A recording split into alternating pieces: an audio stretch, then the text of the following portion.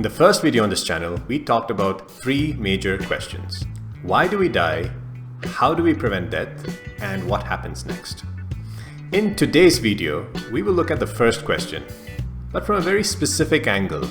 Is there a reason that you, me, this cute puppy, this pretty flower, is there a reason that all of us need to die?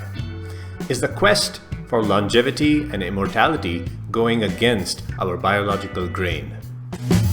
There are many ways we could die. We could meet with an accident,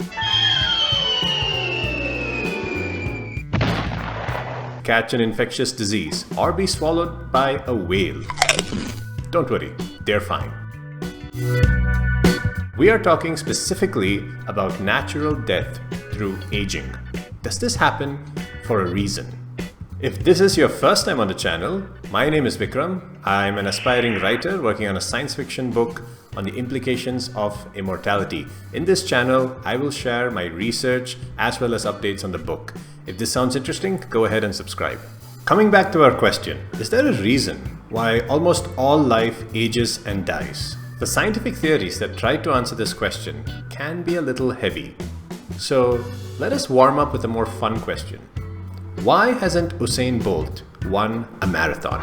You might feel this is a weird diversion, but trust me, it'll help us get through the complicated science. Okay, so here we are at the Berlin Stadium where Usain Bolt set his current 100-meter world record at 9.58 seconds. This meant an average speed of 37 kilometers per hour. The current marathon world record, set by the late Kevin Kiptum, achieved an average speed of 21 kilometers per hour. Now, obviously, 37 is bigger than 21, so why can't Usain Bolt just run further and win a marathon?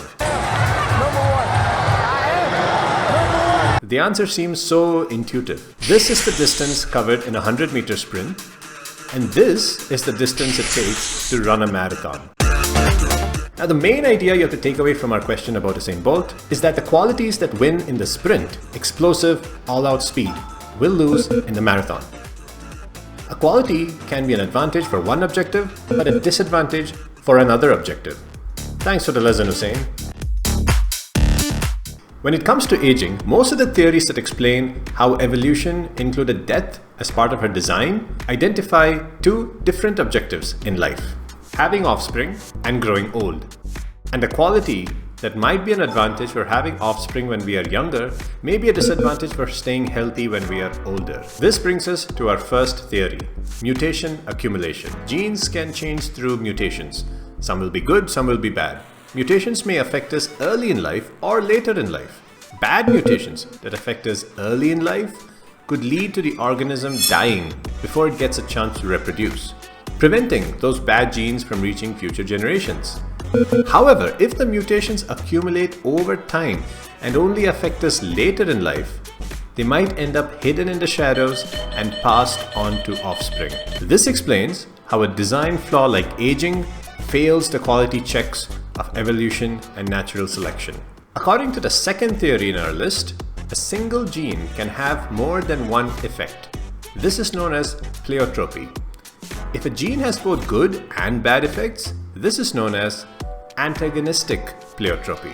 According to this fancy-sounding theory, a gene can have a positive effect at a young age, boosting survival, and a negative effect at a later age, cutting short longevity. For example, the way calcium is handled in the heart allows for an active lifestyle and high metabolic demands at a young age, but can lead to heart failures at an older age. Thirdly, we have the Disposable Soma theory.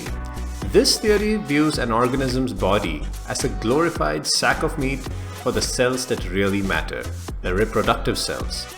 Soma refers to the cells that are not related to reproduction, basically the rest of her body.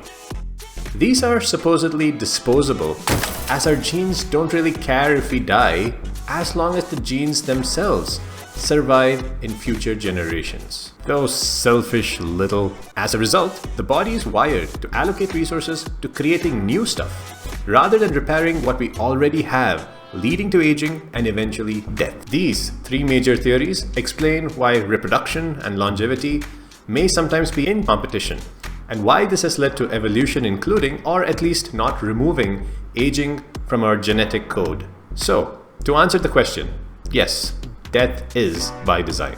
Are you curious how this cruel design is actually carried out by our biology? What are the actual causes and mechanisms of aging and death?